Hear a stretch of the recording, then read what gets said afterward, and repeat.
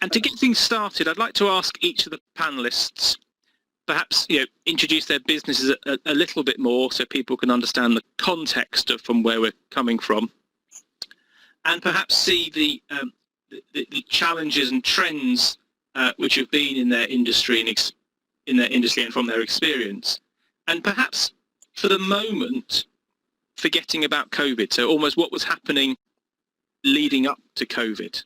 I would say the themes that really stand out for me, both pre and post, have been around humanizing work and what does that look like, and some really interesting conversations with clients about that, and really defining digital transformation through the lens of people, through the lens of humans.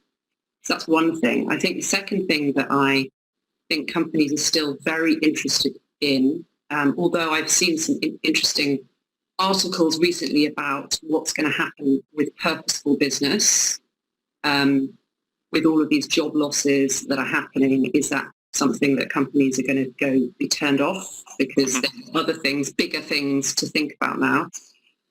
So what I mean by purposeful business is kind of the 3 Ps, profit, people, planet.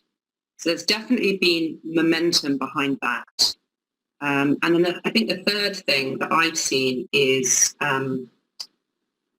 this piece around commercial skills, actually, not only in terms of HR from the digital transformation perspective, but also in terms of, it feels like there's a generation of people out there who have been operating singly with a short-term view, so quarter by quarter perspective on the business, and suddenly they, because of purposeful business, they're actually having to take a longer-term view of the business, and there's a much bigger pool of people that they now need to influence around that stakeholder piece.